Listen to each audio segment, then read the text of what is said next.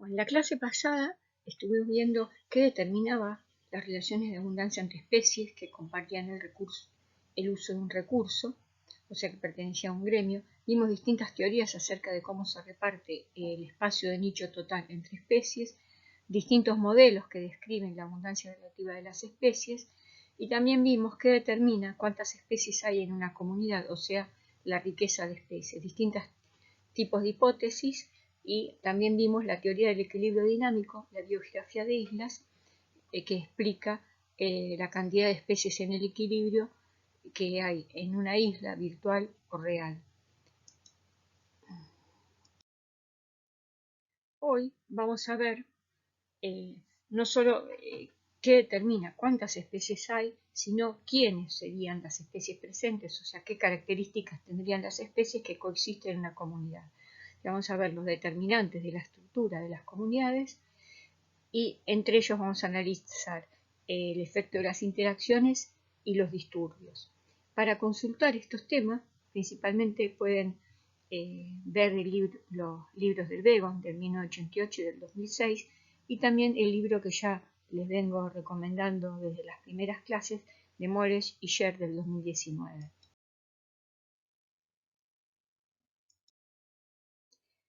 Bueno, en las primeras clases de comunidades vimos que los determinantes de las especies que van a estar presentes en un sitio tienen que ver con la presencia de restricciones ambientales. O sea, el primer filtro que actuaría sería que las especies que van a estar presentes en un lugar tienen que ver cumplidos sus requerimientos de nicho, tienen que ver cumplidos las condiciones y recursos, tienen que estar las condiciones y los recursos que les permiten sobrevivir en un lugar. Eso sería el pool de especies que hay en un hábitat. Por otro lado, tendríamos que las especies tendrían que haber llegado, o sea, hay restricciones a la dispersión, a los movimientos de especies, entonces en ese lugar tendrían que también haber llegado. Eso conformaría lo que es el pool de especies determinado por las características geográficas. Entonces tenemos por un lado el pool geográfico, por el otro el pool de especies que están porque se cumplen los requerimientos de nicho, y esto me daría el pool ecológico, que, de acuerdo a las interacciones entre especies y a la dinámica interna, me va a dar la comunidad, la composición de especies a escala comunitaria. Un ejemplo de esto para comunidades vegetales en humedales lo da el trabajo de Keddy, que es sobre ensambles y respuestas, y un trabajo que intenta encontrar reglas para predecir las características de las comunidades. En este trabajo él plantea un ambiente que es un humedal que tiene porciones inundadas y porciones emergentes, que no están permanentemente inundadas, pero que están en condiciones de humedad. En las zonas inundadas el filtro determinaría que estén presentes las plantas acuáticas y en la parte emergente estarían las plantas arraigadas.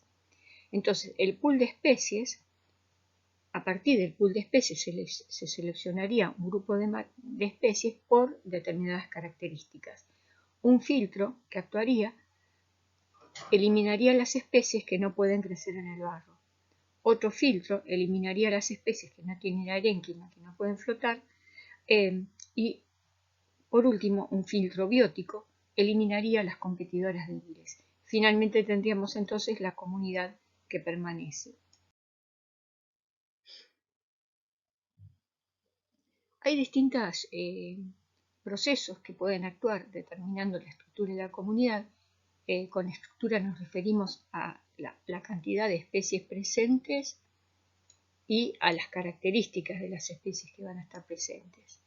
Entre ellos, la competencia fue uno de los procesos que se consideró más influyente en la estructura de las comunidades a partir de la década del 70. Durante bastantes años se consideró que era uno de los procesos más determinantes en la composición de especies de las comunidades.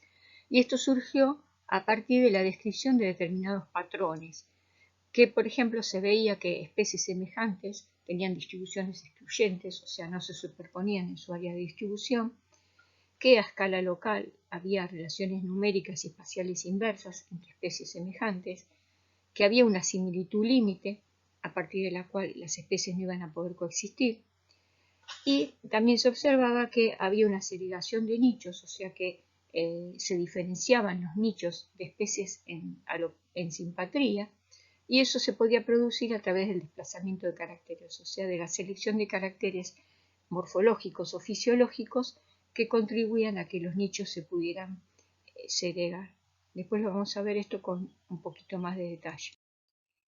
Otros antagonismos que fueron citados para explicar la estructura de las comunidades son los que tienen que ver con la depredación. Los efectos de la depredación son variables y según el tipo de presa y también según las características del depredador, o sea, a quién consume el predador. Por otro lado, las interacciones positivas también pueden influir sobre la estructura de las comunidades. A estas últimas se le está dando mayor importancia en estos últimos años. Entre estas interacciones positivas tenemos sobre todo la dispersión y la polinización. Finalmente, los disturbios que interrumpen las características de las comunidades, cambian las características del medio, también van a influir sobre la estructura de las comunidades. Y el efecto de los disturbios va a tener que ver con su frecuencia y con la intensidad con que ocurren. Vamos a empezar analizando el efecto de la competencia sobre la estructura de las comunidades. Si nosotros tenemos un hábitat fuente que tiene todo un conjunto de especies, que lo llamamos pool de especies, a partir de este hábitat fuente se van a colonizar distintos hábitats más pequeños. En muchos trabajos describieron cómo se producía la colonización de islas a partir del continente cercano. Pero esto también podría ser un hábitat fuente, por ejemplo, un hábitat natural en el cual están las especies presentes y distintos montes que pueden ser colonizados de este hábitat natural más extenso en área. Entonces, si nosotros tenemos un conjunto de especies en el continente, que van desde la 1 hasta la 9, la pregunta es, ¿qué especies o cómo se determinan cuáles especies van a estar presentes en estos parchecitos o en estas islas? Entonces, una observación de esto es que las comunidades locales que yo observaba en los parchecitos no eran un subconjunto al azar del total de especies en el continente, sino que había algunas especies que tendían a estar juntas y otras especies que al contrario no iban a estar presentes juntas. Entonces había combinaciones de especies ausentes y combinaciones más o menos probables de especies. Diamond, en 1975, estudiando la distribución de especies de aves en Nueva Guinea e islas cercanas, propuso que las combinaciones de especies que iban a estar presentes dependía de la producción de recursos que hubieran los hábitats y de la utilización de recursos de las especies. Cuando la utilización de recursos de las especies eran muy semejantes, iba a haber determinadas combinaciones prohibidas, o sea, entre especies muy parecidas no se iba a poder producir la combinación. Entonces, va a haber algunos ensambles probables, otros ensambles menos probables, y va a haber una similitud límite por encima de la cual las especies no van a coexistir. Bueno, este es Nueva Guinea, la isla de Nueva Bretaña, y lo que se ven en los redondelitos son distintas especies de aves que se ve que por ahí no coexisten en las mismas islas, las que son relativamente semejantes. También un ejemplo de distribuciones excluyentes son distintas especies del género Liconius, que es una mariposa que se distribuye en el norte de Sudamérica y América Central, en donde se ve que geográficamente las especies semejantes se van reemplazando y no coexisten. Otro ejemplo son roedores que habitan en desiertos en Estados Unidos. Son desiertos que están relativamente aislados geográficamente, y entonces tienen distintos ensambles de roedores. Lo que se observa es que especies que se parecen mucho, como por ejemplo acá arriba tenemos Perognathus flavus y Perognathus longimembris, no están presentes en el mismo desierto. Uno está en un desierto, el otro está en otro, se van reemplazando. Lo mismo para acá Reitrodontis mecalopis y Microdidops, que tienen pesos relativamente parecidos, consumirían semillas del mismo tamaño, entonces no coexisten en el mismo desierto. ¿Cómo podemos ver estadísticamente si la frecuencia de ocurrencia de especies que se parecen es determinada al azar o se aleja del azar y entonces podría soportar una hipótesis de competencia?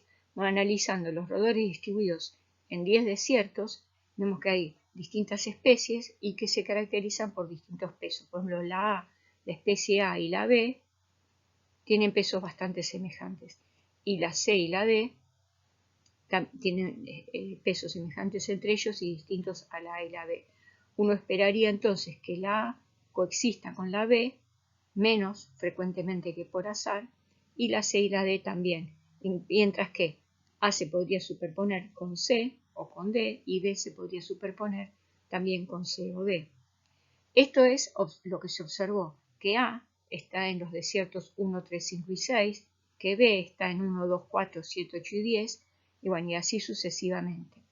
La probabilidad al azar de que en un desierto coexistan A y B sería la probabilidad de ocurrencia de A por la probabilidad de ocurrencia de B si fueran sucesos independientes. Esto me da A está en 4 desiertos de los 10 y B está en 6 de los 10. Entonces, la probabilidad de coocurrencia sería de 0,24. Si multiplico esto por 10, me va a dar el número de desiertos en donde coexistirían, que sería 2,4. Y lo observado es que A y B están juntas nada más que en 1. Bueno, esto es una forma simple de mostrarles cómo podría uno probar si la coocurrencia es al azar o no. Bueno, así como a una escala grande uno puede ver relaciones inversas, o sea que la distribución geográfica no se superpone, a escala local se puede observar relaciones numéricas inversas entre especies competidoras. Por ejemplo, en estudios en agroecosistemas se vio que la densidad del Calomis laucha, un ratoncito que ya conocen por el trabajo práctico de tablas de vida, disminuye a medida que aumenta la densidad de Acobonaceae, una especie competidora y dominante. Bueno, esto cambia estacionalmente porque en primavera la pendiente es menos abrupta que en el verano. Bueno, entonces estuvimos analizando los patrones observados, relaciones numéricas y espaciales inversas y distribuciones excluyentes. Ahora vamos a ver ejemplos de la similitud límite entre especies, la segregación de nicho y el desplazamiento de caracteres. La segregación de nicho se observa cuando dos especies que quizá están presentes en alopatría y muestran una distribución de uso de recursos, como se muestra arriba para la especie 1 y en el segundo gráfico para la especie 2, que vemos que cuando están sin coexistir, tienen los mismos óptimos. Pero cuando estas especies coexisten, por ejemplo, esto se describió para peces que habitaban cuerpos de agua que estaban aislados. Cuando hubo ingresiones marinas, estos cuerpos de agua quedaron comunicados. Entonces, especies que estaban evolucionando por separado, de golpe se ponen en contacto. Entonces, hay una selección hacia la divergencia en caracteres de las dos especies. ¿Cómo se produce esto?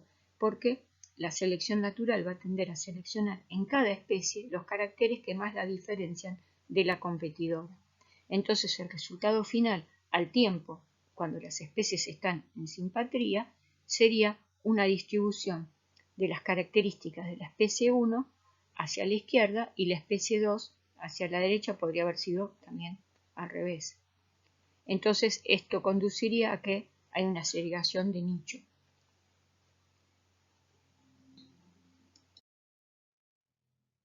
Esta segregación de nicho, como les decía, puede haberse producido porque se diferenciaron algunos caracteres. Se seleccionaron individuos con caracteres que divergían de los de la especie competidora. En el caso en que se produce una selección de caracteres, ya sea morfológicos o fisiológicos, esto está determinado genéticamente, por lo cual es poco reversible. O sea, por más que la competidora desaparezca, van a quedar con las mismas características cada especie. En cambio, cuando la segregación de nichos se produjo en forma comportamental, como por ejemplo por la segregación de hábitat, dos especies que por separado seleccionan un determinado tipo de hábitat, cuando están coexistiendo en determinado hábitat, en determinada comunidad, puede ser que hagan uso de hábitat diferentes. Pero si una de las dos especies no está presente, la que queda volvería a utilizar un mayor número de hábitat. O sea que ese proceso de selección de hábitat sería un proceso que es reversible en ausencia de la competidora. Esto fue observado para roedores de bosque y de pastizal en ambientes en Estados Unidos, en que había una especie que principalmente habitaba el bosque, pero hacía mayor uso del pastizal si no estaba la especie que tendía a seleccionar más el pastizal. Y a la inversa, o sea, la amplitud de nicho fundamental era más amplia, incluía más hábitat que la amplitud de nicho realizada, en que cada una estaba en un ambiente diferente. Bueno, otro ejemplo de segregación de hábitat en ambientes intermareales, justamente el espacio es un recurso limitante para los organismos sésiles que se distribuyen generalmente a distintos niveles según la altura sobre el nivel del mar. Hay individuos que quedan en la zona que está permanentemente inundada, individuos que quedan en la zona intermedia, que es inundada con frecuencia, e individuos que quedan en la zona donde prácticamente solamente llega el agua durante la marea alta. Se observó una distribución diferencial de invertebrados sésiles en que cuando el Thalamus, que es la especie que se muestra acá en marrón, está en la parte superior, donde se inunda poco, y el Balanus está en la parte inferior. Cuando cada una de estas especies está sola, tienen un nicho fundamental, el Thalamus, desde la zona baja hasta la zona alta. Y mientras que el Balanus tiene una distribución un poco más acotada, no llega hasta la parte superior, que a veces está expuesta a la desecación. Pero cuando las dos especies coexisten, lo que se ve es que el Thalamus usa solamente la porción superior.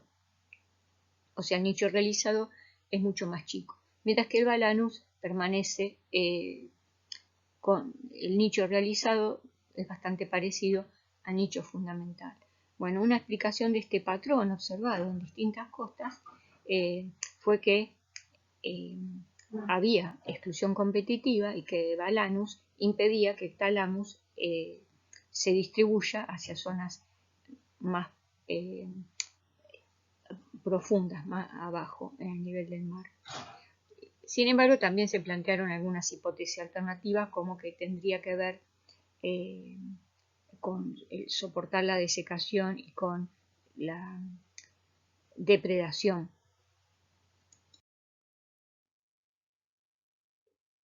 Habíamos hablado que cuando dos especies coexisten hay una similitud límite, o sea, no pueden ser más parecidas que un cierto nivel umbral. Esto se puede haber producido porque las especies que eran parecidas, algunas de ellas fueron eliminadas por exclusión competitiva, o porque al estar coexistiendo coevolucionaron tendiendo a diferenciarse, como lo describimos antes.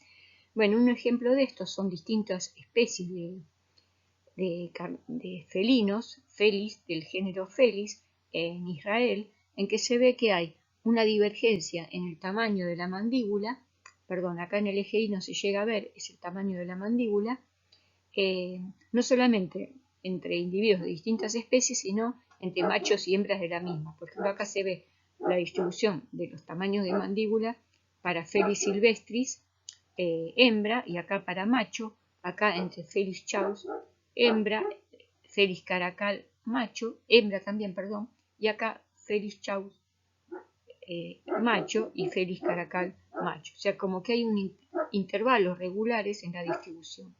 Esto, diferencias en los tamaños de las mandíbulas, estarían relacionados con diferencias en las presas que pueden consumir.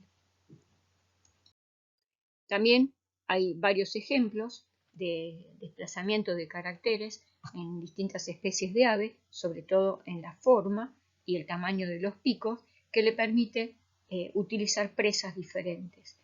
O sea, este tamaño y la forma del pico de las aves estaría relacionado con el tamaño de los peces que consumen. Por ejemplo, acá tenemos este inferior, esta especie consumiría peces de pequeño tamaño. Esta que tiene el pico más largo, es más grande, podría consumir una mayor variedad de tamaños. Esta, por ejemplo, se centraría sobre todo en este tamaño intermedio. Bueno, el mismo ejemplo de los ratones en los desiertos de Estados Unidos sirve para ver también el desplazamiento de caracteres. Pero ahora vamos a tratar de comparar la misma especie en distintos desiertos, cómo cambia su morfología de acuerdo a las especies con que coexiste. Acá tenemos el Peromyscus maniculatus en este desierto y en el desierto de Sonora. Se ve que en el desierto de Sonora tiene un peso mayor de 24,3 y acá tiene un peso de 16,1. Acá está coexistiendo con una especie más chiquita y la más grande tiene 37,6 gramos, o sea, es que se ubica entre estas dos. Acá tiene 24 gramos, la inferior tiene 17 y la superior tiene 45, o sea que también queda entre medio de las especies con las que está coexistiendo. Acá se desplazó hacia pesos mayores. Bueno, ejemplos clásicos de desplazamiento de caracteres son los pinzones de Darwin en las Islas Galápagos, en los que se ve que cuando cada una está sola, por ejemplo, la especie marcada con negro utilizaría este rango de tamaños de presa, la verde utilizaría este rango. Cuando están juntas, la verde se corre hacia tamaños hacia la izquierda, la negra hacia la derecha. Y aparte acá la negra se ve que extendería el uso a rangos más grandes, pero cuando está presente la especie gris se queda concentrada en los tamaños intermedios. Otro grupo taxonómico, por ejemplo los escarabajos, hay un ejemplo de escarabajos rinoceronte en el África, en que la especie Caucasus, la especie Atlas, el Caucasus en los sitios en que está sola tiene este rango de tamaños, Atlas cuando está sola tiene este rango de tamaños, y en los sitios, acá en el eje X están los distintos sitios, en los sitios en que coexisten se ve que Caucasus se desplaza, se seleccionan tamaños más grandes y Atlas se seleccionan tamaños más chicos. Otra vez, los distintos tamaños estarían relacionados con utilizar distintos tipos de presa. Bueno, lo que les estuve mostrando hasta ahora eran evidencias de que podría haber un efecto de la competencia sobre las comunidades, pero a través de la descripción de patrones. O sea, no necesariamente eran relaciones causales. Entonces, la observación de estos patrones llevó a la realización de experimentos para poner a prueba la hipótesis de competencia. Hay ejemplos clásicos de Brown y Davidson que estudiaron cómo influían la abundancia de los roedores y la abundancia de las hormigas recíprocamente. Esto también en desiertos donde tanto roedores como hormigas consumían semillas. Entonces lo que hicieron un tratamiento en donde removieron roedores y un tratamiento donde removieron hormigas. Y por otro lado, lo que hicieron fue medir densidad de semillas. Entonces, lo que observaron en donde removieron roedores, que las colonias de hormigas pasaban a ser 543 respecto a 318 que había en el control. Cuando removieron a las hormigas, observaron que la cantidad de roedores pasaba a ser 144 respecto a 122 que había en el control. Entonces acá tendría una evidencia que remover roedores favorece que haya más hormigas y remover hormigas favorece que haya más ratones. Los resultados observados coinciden con la predicción de la hipótesis. Pero además hicieron otra cosa, que para probar que realmente había competencia, tenían que tener una evidencia de que el recurso era limitante. Entonces también midieron la cantidad de semillas. Y lo que vieron es que en donde se removían los roedores, la cantidad de semillas era un valor 1, esto está relativizado. En donde removían hormigas también era 1, donde removían a los dos era 5,5 y en el control era 1. ¿Esto qué significa? Que cuando sacaban a los roedores, las hormigas consumían lo que habían dejado de consumir los ratones. Cuando sacaban los ratones, las hormigas, perdón, los ratones consumían lo que habían dejado las hormigas. Cuando removían los dos, quedaban semillas. Y en los controles se estaban repartiendo las semillas entre roedores y hormigas. Esto lo que está mostrando es que la cantidad de semillas era limitante, porque aumentan cuando se remueve a las dos especies granívoras. Y cada una de las especies granívoras lleva el recurso al mismo nivel que lo llevan las dos especies en conjunto. Bueno, así como hubo muchos autores que plantearon la hipótesis de competencia y encontraron evidencias y trataron de demostrar experimentalmente que la competencia era un proceso importante en la estructura de las comunidades, algunos autores se plantearon que habría que intentar comparar los resultados de los experimentos con lo que pasaría en ausencia del proceso que se quería poner a prueba. O sea, lo que decían era que había que probar también si esas distribuciones observadas no podían ser explicadas simplemente por azar. O sea, había que preguntar no solamente qué combinación de especies espero que coexistan en cada isla de acuerdo a la teoría de competencia, sino que también había que preguntarse qué combinaciones de especies espero que coexistan en cada isla si no hubiera competencia, si fuera una distribución al azar, o qué morfología espero que tengan las especies que coexisten simplemente por el puro azar.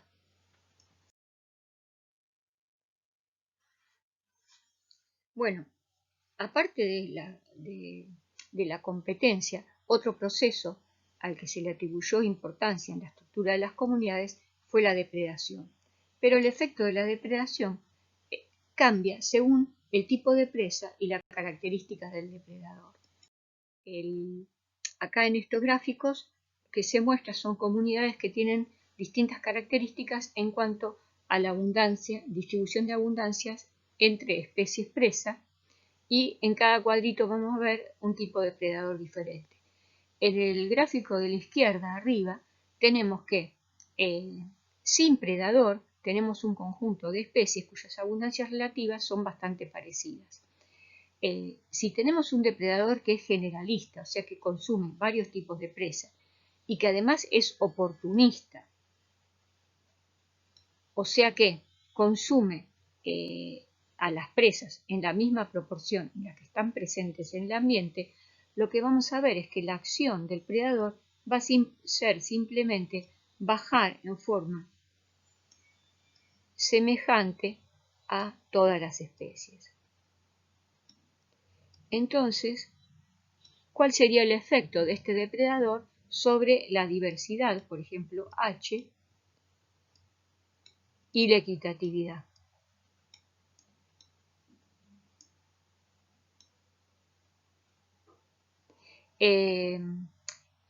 Como vemos acá, si todas las especies bajan en la misma proporción, se me va a mantener tanto la equitatividad como la diversidad. Ahora tenemos también un depredador generalista y oportunista, pero ahora tenemos que las especies están en distinta abundancia relativa. Recuerden, sin predador son las barritas rojas. Tenemos esta especie que es dominante. Por más que el depredador sea oportunista, generalista, al estar las presas en distinta abundancia, va a generar un efecto relativo mayor sobre la especie que está en mayor abundancia. Entonces va a tender a que aumente la equitatividad. Un ejemplo de esto sería, por ejemplo, los conejos que comen a las plantas en forma proporcional a su abundancia. Y donde hay una especie dominante, la especie dominante de planta va a ser más afectada. En el gráfico de abajo tenemos un depredador ahora que es especialista o que es selectivo. Y es selectivo sobre una especie que es muy abundante. O sea, acá esta especie roja es más abundante que el resto. Me sale una flecha horrible. Entonces, si este predador va a tender a consumir esta especie que es más abundante, la va a tender a hacer bajar su abundancia y hacerse más semejante a las otras especies. Con lo cual, acá yo tendría que lo que se produciría sería un aumento de la equitatividad. Por último, vamos a ver que es un depredador que es especialista o selectivo, pero sobre una especie que es poco abundante.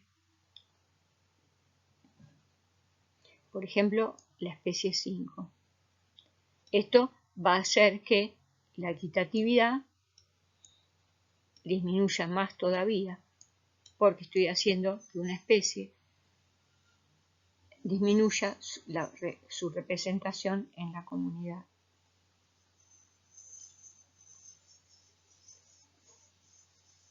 Hay otros ejemplos de cómo pueden influir los predadores sobre la estructura de las comunidades. Por ejemplo, los predadores tope, como los yaguaretés y los pumas, actúan sobre la abundancia de otros mamíferos predadores, por ejemplo de tamaño mediano, que pueden aumentar su tamaño en ausencia del yaguareté y el puma.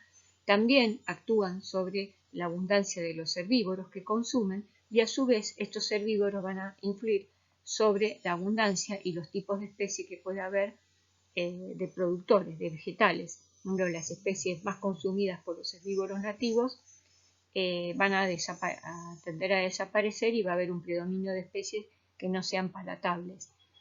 Entonces, muchas veces los predadores tope tienen un efecto en cadena sobre los distintos miembros de la comunidad. Otro ejemplo de la acción de un depredador es el de la hormiga de fuego, que es una hormiga que es predadora, que consume insectos y al consumir a los insectos favorece a las plantas y entonces lo que se pudo observar es que donde está la hormiga cambia significativamente el número de especies de insectos. En este gráfico el número de individuos de insectos que en cultivos de maíz disminuye cuando están las hormigas, que es acá. Y acá, en el gráfico de abajo, lo que se muestra es que también disminuye el número de especies de insectos, o sea, que actúa no solamente sobre la abundancia de los insectos, sino también sobre el número de especies de insectos. Habíamos hablado también que podía haber efectos de interacciones positivas, sobre todo de dispersión y polinización. Hay muchos casos en los que distintos organismos dispersan las semillas de las plantas y en algunos casos al consumir los frutos, las semillas que pasan por el tracto digestivo germinan en mayor proporción que las que no pasaron por el tracto digestivo. Ejemplos de dispersores, bueno, hay muchos de aves, mamíferos también, como las ardillas o los monos actúan dispersando semillas en la selva tropical, insectos como escarabajos. También otro tipo de interacción positiva sería la polinización, que puede influir sobre la composición de especies de plantas. Ejemplos típicos, bueno, son los picaflores y las abejas y los abejorros. Una de las ventajas que proveen los polinizadores es que favorecen la fecundación cruzada. Bueno, un ejemplo del efecto de la interacción positiva sobre la dispersión de semillas de plantas es el que las hormigas nativas dispersan semillas y entonces el reclutamiento de las plantas que tienen semillas grandes se ve favorecido. En lugares en donde hubo fuego y entonces eso facilitó la invasión de la hormiga argentina y la exclusión de las especies nativas, lo que se observó es que el reclutamiento de las semillas, el reclutamiento de las plantas de semillas grandes disminuía significativamente respecto a los lugares a donde estaban las especies nativas, mientras que no eran afectadas las plantas que tenían semillas chiquitas. Las que necesitaban la dispersión eran las de semillas grandes. Otro tipo de interacción positiva que influye sobre la estructura de las comunidades es lo que se observa en arrecifes de coral, en donde hay peces que son llamados limpiadores porque consumen ectoparásitos de otros peces. En donde está presente este pez limpiador, se ve que hay 24 veces menos ectoparásitos que en los lugares a donde está ausente. Hubo distintos experimentos para probar efectivamente la acción de estos peces limpiadores.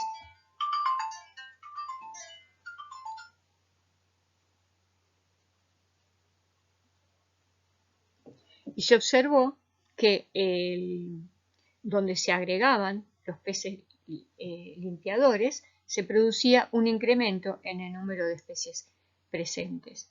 Y donde se removían los limpiadores, a la inversa, lo que se producía una disminución del número de especies presentes. Bueno, otro tipo de efectos sobre la estructura de la comunidad es el de las perturbaciones. Acá hay un poco de lío con la nomenclatura porque a veces se habla de perturbación y a veces se habla de disturbio. Por ejemplo, White and Pickett en 1985 definieron disturbio como cualquier evento discreto que sucede en el tiempo y que lo que produce es una interrupción en la estructura o una disrupción en la estructura de las comunidades, los ecosistemas o las poblaciones. Y eso es a través de un cambio en la disponibilidad de recursos, en la disponibilidad de sustratos, por ejemplo, en el intermareal o en el ambiente físico. Una perturbación podría ser, por ejemplo, en una pequeña escala, un animal cavador, el que crea una cueva. En una escala más grande, un terremoto o aportar nutrientes al suelo podría ser un tipo de perturbación o disturbio también. El origen de los disturbios puede ser tanto abiótico, por ejemplo, por huracanes, por fuego, tormentas de nieve o inundaciones, por factores climáticos también, o también pueden ser factores bióticos, como por ejemplo la aparición de una epidemia podría ser considerada un disturbio por eventos de predación y también actualmente una fuente muy importante de disturbios es la actividad humana. Los disturbios los vamos a caracterizar por una frecuencia y una intensidad, o sea, cuán frecuentemente ocurren en el tiempo y cuán intensos son los cambios que se producen. Algunos autores, en vez de hablar de disturbio en forma general, hablan de perturbaciones. También vimos que las perturbaciones podían ser naturales o podían ser de origen humano. A estas perturbaciones las clasifican en disturbios o desastres y en catástrofes. Esta clasificación tiene que ver con la intensidad y la frecuencia con que ocurren. Los disturbios se caracterizan por tener una baja intensidad y suceder con alta frecuencia, o sea que suceden a menudo, no son muy intensos y abarcan áreas relativamente pequeñas. Por ejemplo, las inundaciones periódicas con la subida del nivel de los ríos o, por ejemplo, fuegos en comunidades en donde el fuego es un evento natural, o los vientos. Al ocurrir con cierta frecuencia y no ser tan intensos, los disturbios permiten que haya adaptaciones, o sea, en las comunidades naturales donde son frecuentes este tipo de disturbios, muchas especies presentan adaptaciones particulares. Por ejemplo, frente a las inundaciones hay muchas plantas que están adaptadas, que tienen características fisiológicas o morfológicas que les permiten mantenerse cuando el suelo está cubierto de agua. Lo mismo para los fuegos. Por ejemplo, se vio en California en bosques que son sometidos a fuegos naturales relativamente frecuentes, o eran sometidos antes que el hombre lo impida, que había muchas especies de árbol que no eran afectados por un fuego, que una vez pasado el incendio podían rebrotar. Lo mismo frente a vientos. En lugares donde hay vientos muy fuertes frecuentemente, hay un tipo de vegetación achaparrada, o sea, baja, y que entonces no es tan afectada por el viento. En el otro extremo tenemos lo que se llaman catástrofes, en que se caracterizan por alta intensidad y por ocurrir con baja frecuencia. En este caso abarcan áreas grandes. Ahí ya pasaríamos a eventos como por ejemplo los terremotos, las glaciaciones, las erupciones volcánicas, que son menos frecuentes que los disturbios y que causan un efecto mucho mayor. Por ejemplo, un terremoto o una glaciación quita la cobertura vegetal, la erupción volcánica cubre todo con cenizas y también impide la fotosíntesis. Como ocurren con baja frecuencia, o sea, acá estamos hablando de centenares de años, o puede pasar más tiempo, por ejemplo, entre una erupción volcánica y otra, los organismos en general no presentan adaptaciones, porque dentro de una generación no se produce dos veces ese evento. Por eso, los efectos de las catástrofes suelen ser más intensos y tener efectos más perjudiciales sobre las especies.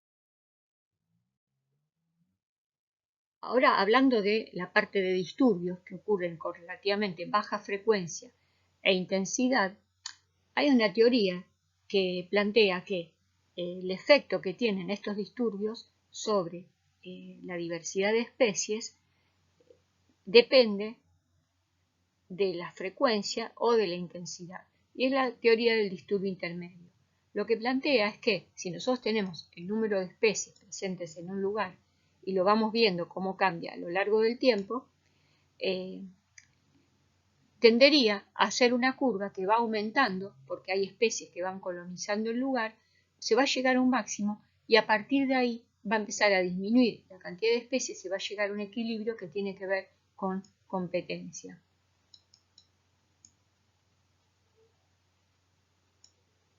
Entonces, en una fase, en un tiempo intermedio de lo que se llama la sucesión, o sea, cómo se fue desarrollando la comunidad a lo largo del tiempo, el máximo de especies lo tendríamos en la fase intermedia.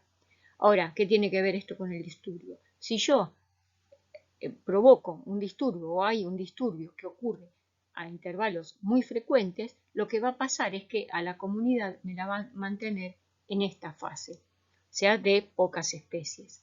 Si yo tengo que un disturbio que ocurre muy cada tanto, la mayor parte de las veces se va a llegar a esta fase en que se produjo la exclusión competitiva.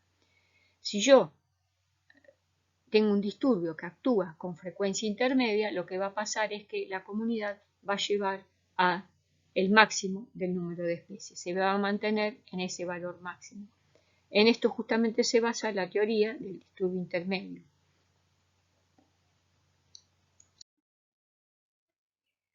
Hay ejemplos en distintos tipos de comunidades sobre el disturbio intermedio que produciría un aumento en el número de especies.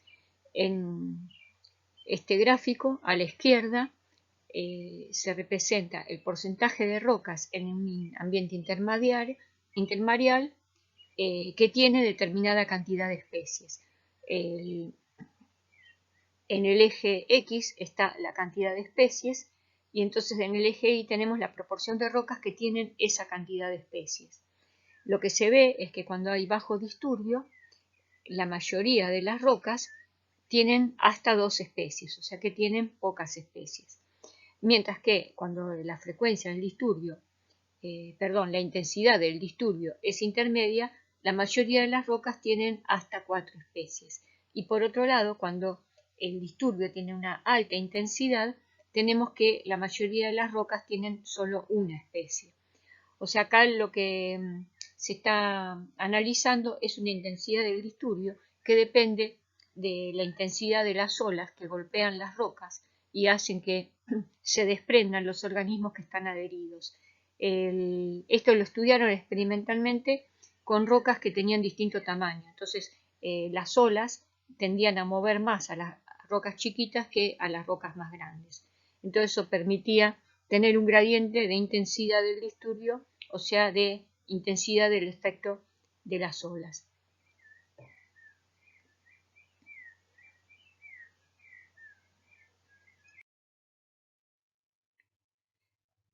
Otro ejemplo para invertebrados en arroyos, en donde de golpe hay escorrentía que arrastra el sustrato, se analizó el efecto, por un lado, de la frecuencia, o sea, la cantidad de veces en el año en que se removía el 40% del sustrato del fondo, y por el otro lado se analizó la intensidad del disturbio como el porcentaje promedio de cobertura que se removía. En este caso también se ve que a una frecuencia intermedia se observaba el mayor número de especies y a una intensidad intermedia también se observaba el mayor número de especies. En este gráfico lo que se muestra es lo que sucede cuando tenemos en una zona varios sitios que pueden haber sido perturbados, provocando que haya claros en la vegetación que van a ser colonizados por distintas especies a lo largo del tiempo. Esto es un ejemplo bastante frecuente de estudio para la dinámica de bosques, en que la caída de un árbol provoca un claro que va a ser colonizado por distintas especies. Entonces, en este eje Y lo que tenemos es distintos claros, que acá lo llaman vacíos, porque son lugares donde se hizo un vacío, porque de golpe al caer el árbol hay más disposición de luz, llega más luz hasta el estrato inferior, en donde no había muchas especies, porque justamente no le llegaba la luz. Y en el eje que sería de las X, lo que tenemos son distintos sitios en donde hay distinta frecuencia de perturbación, distinta frecuencia con la cual se producen claros en el lugar. Esto también podría ser lo que habíamos visto antes con las rocas, que son desprovistas de vegetación cada tanto.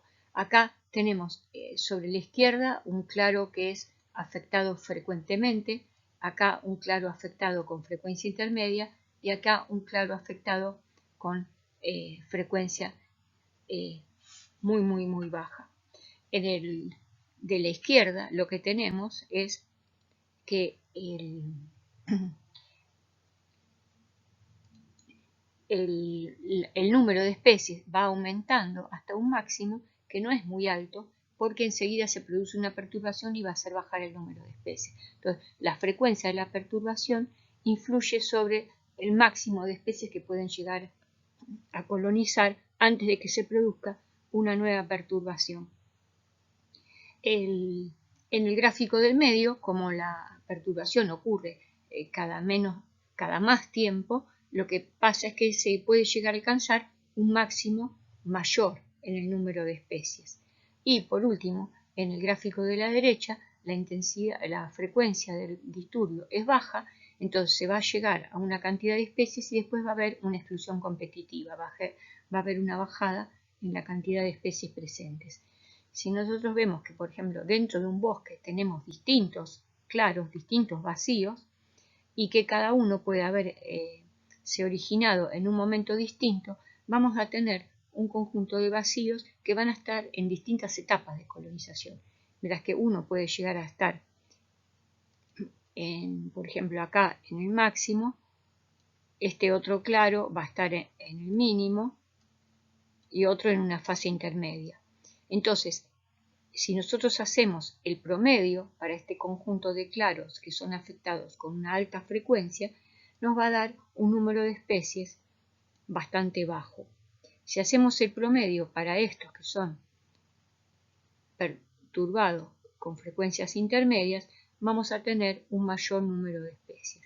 Y finalmente, si tenemos